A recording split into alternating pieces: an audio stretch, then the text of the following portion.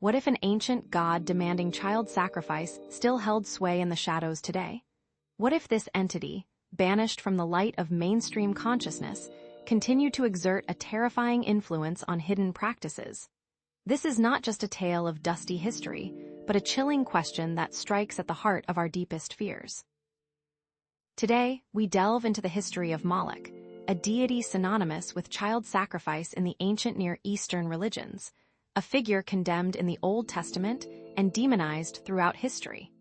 This video explores not only the historical roots of Moloch, but also its alleged connections to modern occultism, venturing into the unsettling corners of belief that most dare not approach. Prepare to confront a mystery that stretches from the ancient world to the present day, where interpretations and modern appropriations of Moloch remain shrouded in enigma. We promise to uncover the historical origins of Moloch worship, separating documented fact from sensationalized myth, carefully examining the controversies that swirl around this deity. We will confront the disturbing nature of the rituals associated with Moloch and explore the purported links between these ancient practices and modern occult movements. Stay with us as we explore symbolic representations of Moloch and the dark psychological aspects of sacrifice that may linger even now. The core thesis we will investigate is this: how has the historical and mythological figure of Moloch been appropriated and reinterpreted in modern occultism? Does this appropriation reflect a continuity of ancient beliefs, or does it serve as a symbolic representation of the darker aspects of human nature, a stark reflection of our capacity for cruelty and domination? Our intent is not to sensationalize or demonize, but to understand the complex relationship between history, mythology, and belief, carefully exploring the historical accounts, modern movements, and potent symbolism associated with Moloch. Now, some of you might find this topic deeply disturbing, or dismiss it as mere sensationalism, relegating it to the realm of conspiracy theories and outlandish claims. However, exploring the darker aspects of history and belief can provide invaluable insight into the human psyche and the societal structures that shape our world. This exploration touches upon broader themes of power, sacrifice, and the eternal struggle between good and evil, forcing us to confront the uncomfortable truths about ourselves and our capacity for both creation and destruction. Rest assured, we will maintain a balanced approach, carefully distinguishing historical fact from speculative interpretation, approaching this dark topic with the gravity and respect it deserves. With that in mind, let's explore the ancient origins of Moloch worship. Now, let us embark on a journey into the ancient world, separating historical fact from later interpretations to uncover the historical basis for Moloch.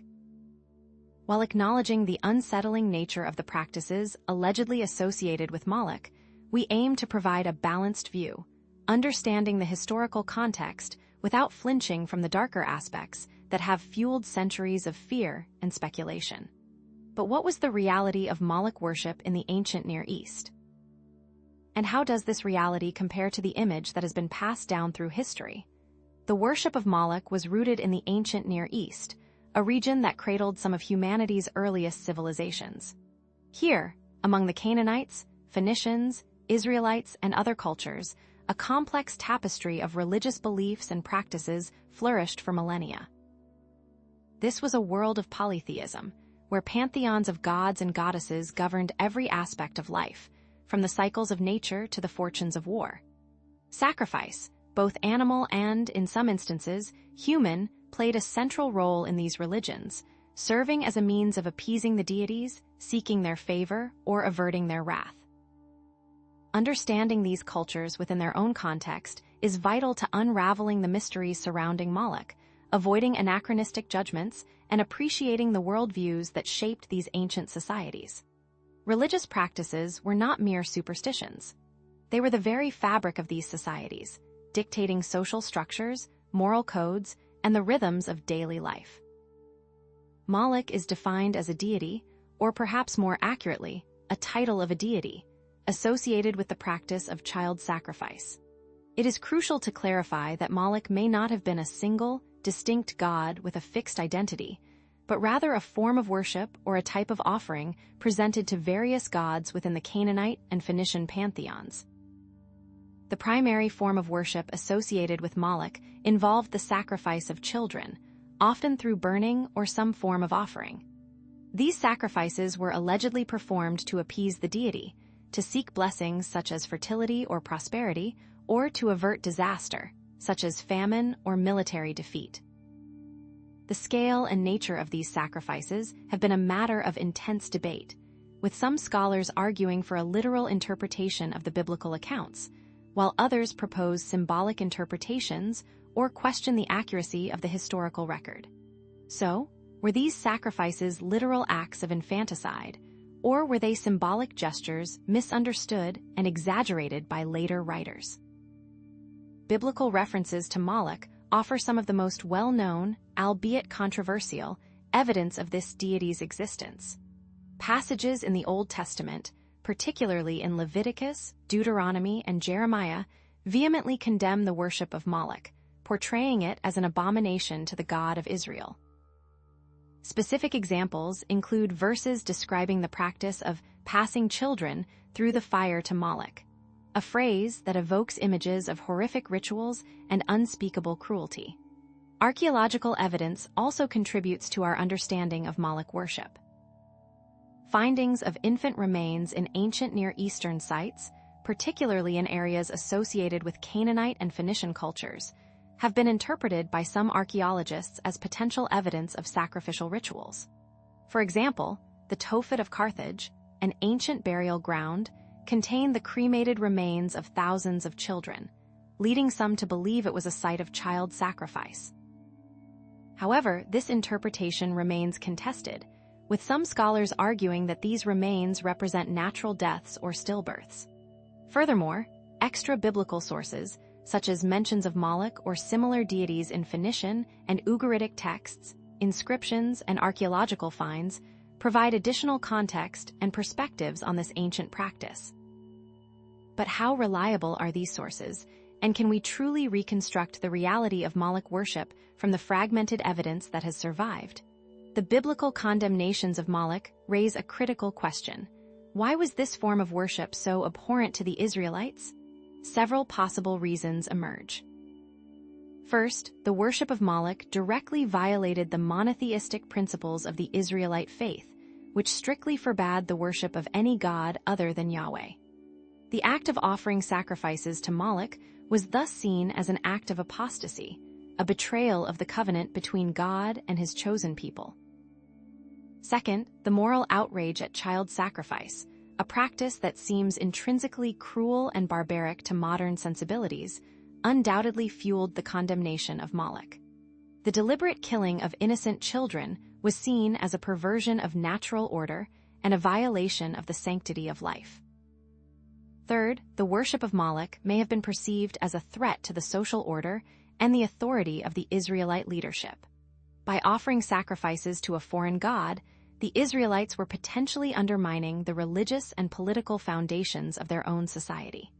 Interpreting archaeological findings presents its own set of challenges. What do these discoveries tell us about the scale and nature of child sacrifice in the ancient Near East? Do the remains of infants found in these sites definitively prove that child sacrifice was practiced on a widespread scale, or do they represent isolated incidents or alternative explanations? Furthermore, different scholarly interpretations of both the biblical and archaeological evidence have led to ongoing debates about the historicity and significance of Moloch worship. Is the biblical account an accurate reflection of ancient practices, or is it a biased and exaggerated portrayal designed to demonize foreign religions? Are the archaeological findings definitively linked to Moloch, or could they be attributed to other causes, such as disease or famine? We have examined the historical Moloch, exploring its roots in the ancient Near East and grappling with the complex and often disturbing evidence surrounding its worship. Now, how have these ancient practices been viewed and reinterpreted in later periods and in modern occultism? What transformations has Moloch undergone in the intervening centuries? The potential for ancient practices to influence modern beliefs even in symbolic ways, raises disturbing possibilities about the persistence of dark impulses and the allure of forbidden knowledge. While we have touched upon the historical context, the question remains: does Moloch truly exist beyond the pages of ancient texts and the dust of archaeological sites? Let us now turn our attention to the more speculative and controversial territory of modern occult appropriations of Moloch. However, the historical record is incomplete and open to interpretation, meaning the picture we have painted may be missing key details. Some scholars argue that the biblical accounts of child sacrifice are exaggerated, products of religious polemic rather than accurate historical reporting. They point to the possibility that the phrase, passing children through the fire, may have referred to a ritual of purification or dedication, rather than a literal act of immolation. Others contend that the archaeological evidence is inconclusive, noting that the infant remains found in ancient Near Eastern sites could be attributed to natural causes or other forms of infant mortality. The precise nature and scale of Moloch worship, therefore, remains a subject of ongoing debate among historians and archaeologists. The interpretation of ancient religious practices based on limited and often ambiguous evidence presents unique challenges, requiring careful consideration of cultural context, linguistic nuances, and the potential for bias in the available sources. Was the condemnation of Moloch a reflection of genuine horror at a barbaric practice, or was it a tool used to demonize rival religious groups and consolidate power? What if, as some suggest, the sacrifices were actually ritualized burials following stillbirths, a tragic but fundamentally different act than the intentional killing of a living child? Despite these counterarguments and nuances, it is clear that Moloch was a deity or a title associated with child sacrifice in the ancient Near East, condemned in the Bible and potentially supported by archaeological evidence. In conclusion, we can see that the debate on the specifics of these rituals continues to this day. These practices must be understood within their specific cultural and religious setting, avoiding simplistic judgments and recognizing the complexity of ancient belief systems. This understanding will now set the stage for exploring modern interpretations and appropriations of Moloch in occultism, acknowledging that we are moving into more speculative and controversial territory. We highlight that our intent remains one of understanding, not endorsement, as we delve into the shadowy realms where ancient gods and modern ideologies intertwine. But here's a question that should have you on the edge of your seat. What if this deity of child sacrifice is nothing more than a scapegoat for much more ancient, much more evil entities? Now, as we transition from the historical Moloch to its potential modern manifestations, we enter a realm where historical fact blurs with esoteric interpretation. It is crucial to acknowledge that we are shifting focus from the ancient world to modern interpretations of Moloch. In this section, we will explore if and how Moloch is invoked or represented in modern occultism, a topic laden with controversial aspects and disturbing possibilities. What we will do is to separate objective evidence from speculation, all while avoiding sensationalism, thus ensuring a responsible examination.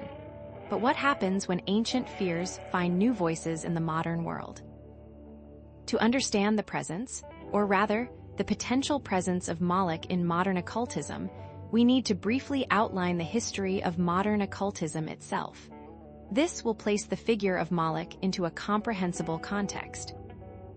Modern occultism, as we understand it, began to take shape in the 19th century, with key figures like Eliphas Levi, whose writings attempted to reconcile ceremonial magic with Catholic dogma. Later, figures like Aleister Crowley further revolutionized occult thought, establishing movements like the Lemma, with its emphasis on individual will and the breaking of traditional moral boundaries. The Hermetic Order of the Golden Dawn, another pivotal movement, synthesized various religious and philosophical traditions, blending Hermeticism, Kabbalah, and other esoteric systems into a cohesive magical framework. This period is important for understanding the context of modern occultism and its potential adoption, adaptation, and reinterpretation of ancient figures like Moloch, whether as deities, symbols, or archetypes. But how did these movements open the door for ancient entities to be reconsidered and perhaps even resurrected in modern spiritual practices? Within modern occultism, Moloch is rarely understood as a literal deity demanding child sacrifice.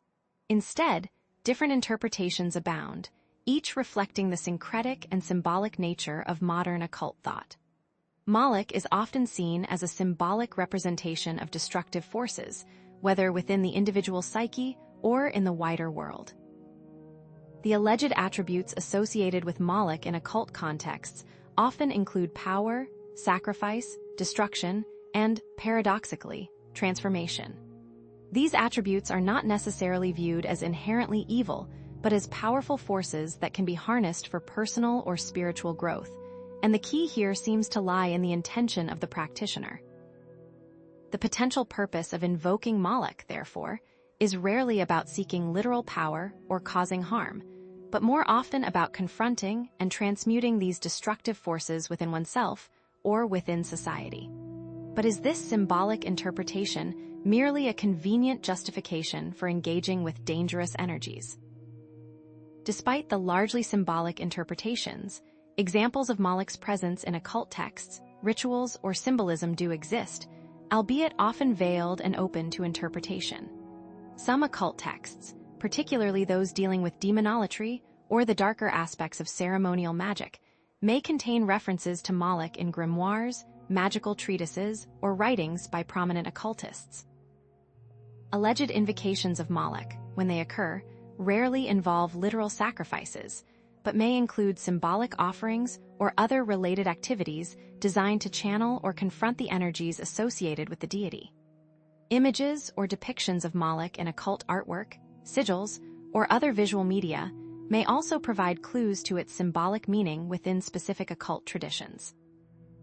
One must remember to stay cautious of these texts and examples, because while they may unlock new information, they may also open doors that are better left closed. But if these invocations and representations are not about literal sacrifice, then what is the true purpose behind them? The symbolism of Moloch within modern occultism is complex and multifaceted, reflecting the diverse range of interpretations and practices within the occult community. To those who invoke its name or imagery, Moloch may represent the shadow self, the darker aspects of the human psyche that must be confronted and integrated for personal growth. Moloch can be about power, control, sacrifice, or something else entirely, depending on the individual's intent and understanding. The psychological factors that might lead individuals to be drawn to the figure of Moloch are varied, but may include a desire to confront their own fears and limitations, a fascination with forbidden knowledge, or a need to challenge societal norms and expectations. However, the ethical and moral implications of invoking or representing Moloch, even in a symbolic way, cannot be ignored. Does engaging with such a potent and historically charged symbol risk unleashing destructive forces, both within oneself and in the wider world? So, we've seen that Moloch has been appropriated and reinterpreted in modern occultism, but the meaning and significance of this appropriation remains debated. This brings us to the controversial and disturbing nature of these interpretations, as we've seen in our exploration of the topic thus far. The question of continuity arises. Do these modern appropriations reflect a continuity of ancient beliefs about sacrifice, or are they something else entirely, a symbolic engagement with destructive forces? The potential for ancient beliefs to be twisted or distorted in modern contexts raises disturbing possibilities about the persistence of dark impulses and the allure of forbidden knowledge. Let us move forward by exploring counterarguments and other interpretations, for there is always more than meets the eye. But what happens when symbols of ancient horror become tools for modern self-discovery? It is important to acknowledge that not all occultists embrace or interpret Moloch in the same way, and this is a crucial nuance to keep in mind. Some occultists may reject the association of Moloch with child sacrifice, viewing it as a misinterpretation or a slander perpetuated by biased historical sources. For these individuals, the figure of Moloch may represent something entirely different, such as a symbol of rebellion against oppressive authority or a representation of untamed natural forces. The figure of Moloch may represent different things to different people within the occult community, reflecting the diversity of beliefs and practices within modern occultism. This means the challenges of interpreting occult symbolism are significant, as the meanings of symbols can be subjective and open to interpretation, varying widely depending on the individual's background, beliefs, and experiences. Are we, then, imposing our own modern moral judgments onto symbols that held different meanings in different contexts? Despite these counterarguments, complexities, and nuance, Moloch has been appropriated and reinterpreted in modern occultism, but the meaning and significance of this appropriation remain hotly debated. We can see that the complex and nuanced relationship between historical facts and speculative interpretations requires careful consideration and a balanced perspective. Therefore, it is of the utmost importance that we approach this topic with sensitivity and critical thinking, recognizing the potential for both harm and understanding in engaging with such potent symbols. This will set the stage as we transition to the next section, where we'll explore the psychological dimensions of sacrifice and its potential connection to Moloch. But here's the real question. Are we truly in control of the symbols we invoke, or do they, in some way, control us? Now that we've explored Moloch's presence in modern occultism, a presence both debated and disturbing, we must turn our attention to a far more unsettling question. What are the psychological underpinnings of sacrifice itself, and how might they relate to the enduring fascination with Moloch? This exploration will inevitably lead us into uncomfortable territory, forcing us to confront the darker aspects of human nature. However, it's crucial that we approach these psychological aspects with sensitivity, avoiding the trap of pathologizing belief or reducing complex motivations to simplistic diagnoses. But what primal urges lie dormant beneath the surface of ritual and devotion? To understand the psychology of sacrifice, we must briefly outline some of the major theories that have attempted to explain this complex phenomenon. Historically, Sigmund Freud, in his seminal work, Totem and Taboo, posited that sacrifice was rooted in the Oedipus complex, a primal struggle between sons and fathers for dominance and sexual access. Freud argued that the sacrificial ritual was a symbolic reenactment of the killing of the primal father, followed by a communal feast that both expressed guilt and reinforced social bonds. René Girard, in his scapegoat theory, offered a different perspective, suggesting that sacrifice functions as a mechanism for resolving social conflict. According to Girard, societies plagued by mimetic desire, a contagious form of rivalry, often resort to scapegoating, where a single individual or group is blamed for the community's woes and then sacrificed to restore order. Anthropological perspectives further highlight how sacrifice functions in different cultures as a means of social cohesion, conflict resolution, or maintaining cosmic balance, from the ritualistic offering of animals to the symbolic destruction of valued objects. But why is it that human beings across time and culture turn to ritualistic slaughter to fulfill psychological, social, and spiritual needs? At the heart of sacrificial practices lie several key psychological motivations. Appeasement, the desire to placate a deity or supernatural force, is perhaps the most obvious. This motivation stems from a deep-seated fear of divine retribution or a belief that sacrifice can secure divine favor, averting punishment, or ensuring blessings like fertility or prosperity. Catharsis, the release of pent-up emotions or anxieties through ritualized violence, provides another explanation. Sacrifice, in this view, becomes a form of emotional regulation, a way to purge destructive impulses in a controlled and socially sanctioned manner. Social cohesion is also a powerful motivator. By participating in a sacrificial ritual, members of a community reinforce their shared identity, values, and beliefs, strengthening the social bonds that hold them together. These underlying motivations are rarely mutually exclusive. Rather, they often intertwine and reinforce one another, creating a complex web of psychological and social factors that drive sacrificial behavior. But how do these abstract concepts translate into the concrete realities of Moloch worship? How might these psychological motivations manifest in the context of Moloch worship? The sacrifice of children, the most horrifying aspect of Moloch's historical association, can be interpreted through the lens of appeasement. Desperate for divine favor or seeking to avert divine wrath, ancient worshippers may have believed that offering their most precious possessions, their own children, would guarantee fertility, prosperity, or protection from calamity. The ritualized violence associated with Moloch worship, the burning of children in the fiery furnace, might have served as a form of catharsis, a means of releasing social tensions, anxieties, or even guilt. Participation in Moloch worship, however horrific it may seem to us today, could have also served as a way of solidifying group identity and loyalty. By engaging in this extreme act of devotion, members of the community demonstrated their unwavering commitment to the deity and to one another.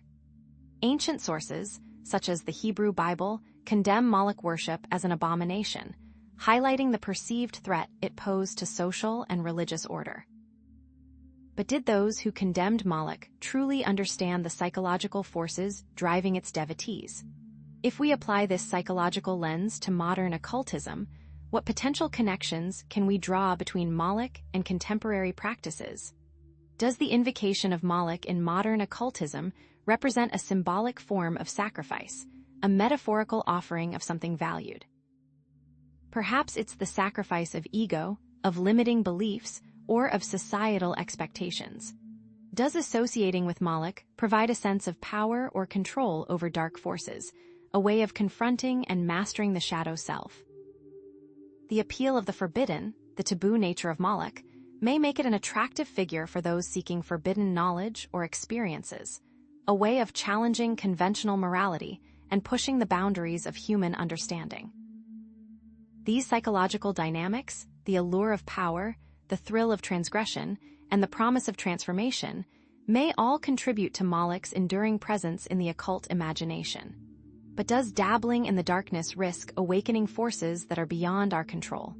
However, the speculative nature of these psychological interpretations must be acknowledged. The psychological concepts discussed above, appeasement, catharsis, and social cohesion, provide a framework for understanding the potential motivations behind sacrificial practices and the potential appeal of a figure like Moloch. However, what are the ethical implications of exploring the psychology of sacrifice, especially in relation to a figure as historically charged as Moloch? The exploration and exploitation of archetypes may be more destructive than constructive. The potential for psychological understanding to be misused or distorted raises troubling questions about the responsibilities of those who study and interpret such sensitive topics. How can we ensure that our quest for knowledge does not inadvertently perpetuate harm? It is crucial to acknowledge that not all psychologists or occultists would agree with these interpretations, and some might argue that these are simplistic or reductionist accounts of complex phenomena. The psychology of sacrifice is multifaceted and open to debate, influenced by a myriad of cultural, historical, and individual factors that defy easy categorization. Furthermore, it's of the utmost importance that we avoid pathologizing belief, mistaking unconventional spiritual beliefs for genuine psychological disturbance. The line between religious experience and mental illness can be blurry, and we must exercise caution in applying psychological labels to those whose beliefs differ from our own. Does our scientific understanding fully capture the subjective experiences of those who engage in spiritual practices, however strange they may seem? Despite these counterarguments and nuances, psychological theories can provide valuable insights into the motivations behind sacrificial practices and the potential appeal of a figure like Moloch. However, these interpretations must be approached with caution and sensitivity, recognizing the potential for both harm and understanding in engaging with such potent symbols. This understanding of potentially harmful archetypes brings us to the next crucial area of exploration. What are the ethical and moral implications of Moloch worship, both ancient and modern. How do we navigate the complex terrain where psychology, history, and morality intersect? Building upon this understanding of the psychological motivations that may underlie sacrificial practices and the invocation of Moloch, we must now confront a question that is, perhaps, even more difficult to grapple with. What are the ethical and moral implications of Moloch worship, both in its ancient manifestations and its modern interpretations?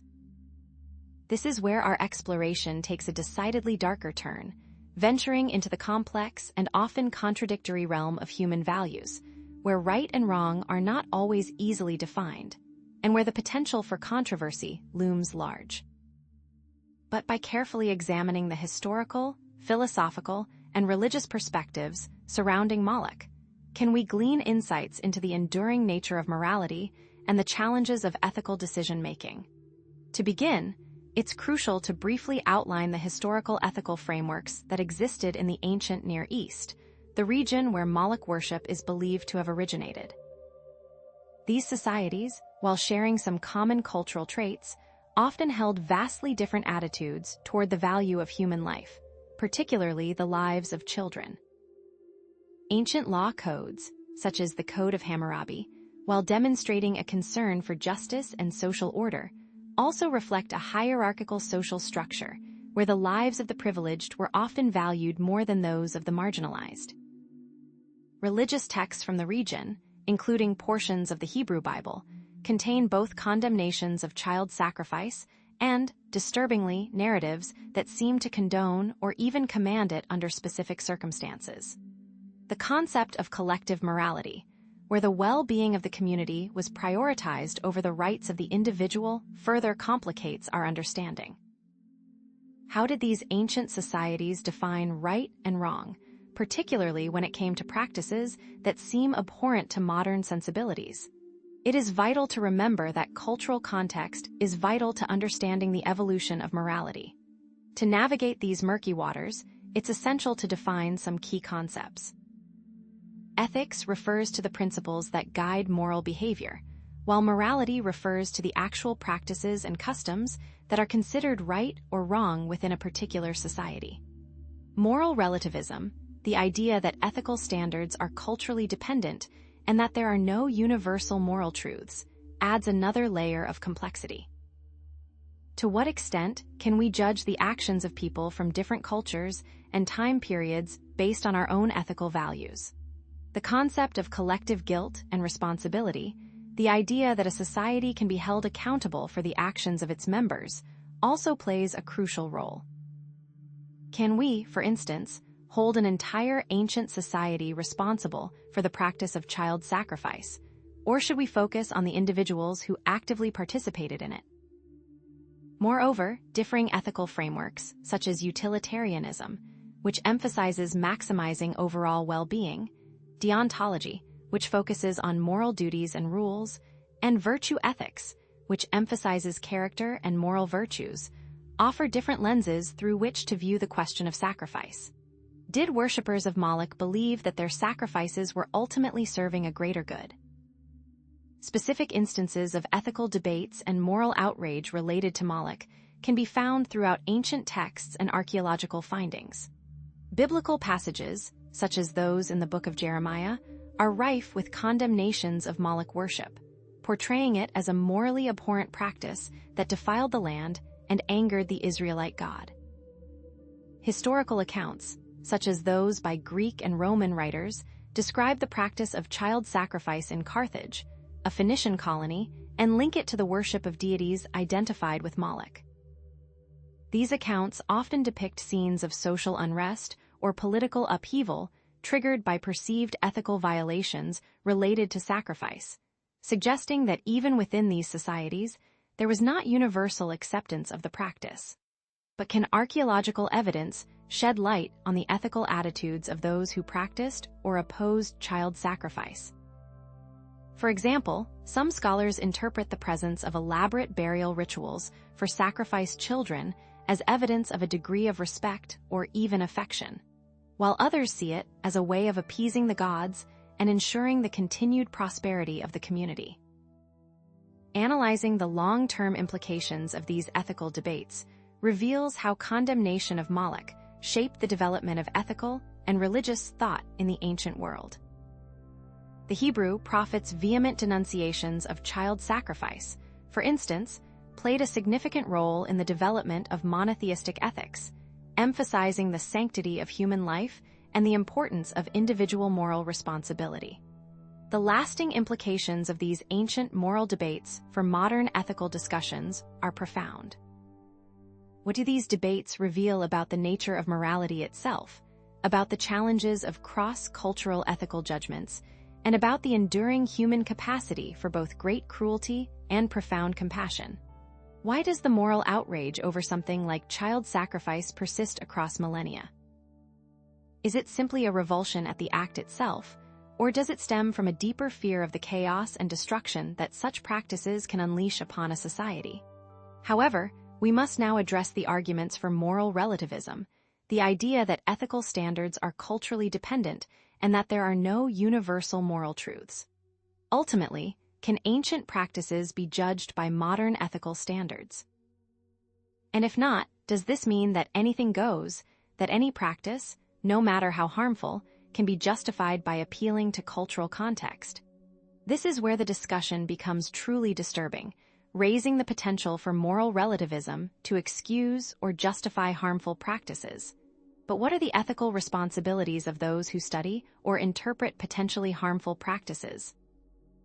Do we have a duty to condemn such practices, even if they occurred in the distant past, or should we simply strive to understand them within their historical and cultural context? What are the dangers of each approach? We must acknowledge the inherent complexity of cross-cultural ethical judgments. Some argue that it is inappropriate, even arrogant, to impose modern ethical standards on ancient cultures, that we cannot fully understand their motivations or the circumstances that led them to adopt certain practices. The limitations of our historical knowledge further complicate the issue. How can we truly know what it was like to live in these ancient societies, to experience their fears and hopes, their values and beliefs? And how can we be sure that our interpretations of historical evidence are not colored by our own biases and prejudices? Therefore, it is imperative that we approach this topic with humility and self-awareness, recognizing the limitations of our own perspectives. Despite these counterarguments and nuances, the importance of ethical analysis of Moloch worship, even when cultural context is carefully considered, cannot be overstated.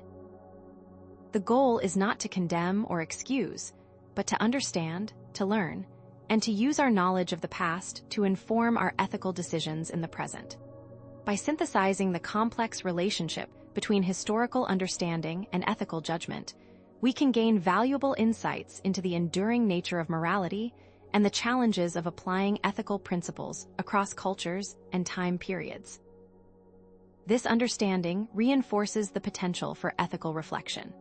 By exploring past ethical debates, especially those surrounding disturbing practices like child sacrifice, we can inform our present-day moral discussions and strive to create a more just and compassionate world. As we transition towards a conclusion and reflect on the historical, psychological, and ethical dimensions of Moloch, remember that those elements are fundamentally intertwined. Does this exploration leave you pondering not just the mysteries of the past, but the ethical compass guiding our present? As we draw to a close in our exploration of Moloch, we must acknowledge the unsettling nature of this journey, one that has led us through the darkest corners of history, mythology, and the human psyche. Prepare now as we summarize the themes and insights gleaned throughout our exploration. Consider that our conclusion ties together the historical, occult, psychological, and ethical dimensions of a truly terrifying figure. In our exploration of Moloch, we have journeyed from the ancient Near East, where child sacrifice was practiced in the name of appeasing a merciless deity, to the modern occult, where Moloch serves as a symbol of power, control, and the darker aspects of human nature. We have seen how Moloch's influence has persisted across millennia, evolving from a historical figure to a potent symbol, embodying humanity's fascination with power, sacrifice, and the manipulation of belief. Moloch is not merely a historical figure or a mythological monster, but a multifaceted entity that reflects humanity's darkest impulses. But what broader implications can we draw from this exploration? Moloch's story touches upon universal themes of power, sacrifice, and the enduring human need to believe in something, even if that belief leads to horrific acts. The allure of control, the seductive promise of power through dark means, remains a potent force in human affairs, as tempting now as it was in ancient times. The persistence of ancient beliefs, the way practices and symbols from the distant past continue to resonate in modern society, is both fascinating and deeply disturbing. We see ancient ideas echoed in new contexts. What responsibility do we bear when studying and interpreting controversial practices from the past? As you reflect on the historical, psychological, and ethical dimensions of Moloch worship, recognize the disturbing nature of this topic and its potential to evoke strong emotions. It is a chilling reminder of the darkness that can reside within humanity and the importance of ethical awareness. Invite yourself to examine your own beliefs and assumptions about power, sacrifice, and morality. Moloch remains a chilling reminder of the darkness that can reside within humanity and the importance of ethical awareness. As you turn over in your mind the complex questions of the motivations for Moloch worship, remember the opening question: might the echoes of ancient beliefs be louder than we realize? If you're ready to explore more stories like this, uncover hidden truths, and dive deeper into the world of the arcane, don't forget to subscribe and join us on this journey into the unknown. Activate the notification bell so you don't miss anything. More videos full of forbidden secrets, disturbing stories, and knowledge that challenges everything you think you know are coming. If you're interested in uncovering the hidden truths of history, mythology, and the occult, this is the channel for you. Until our next dark revelation.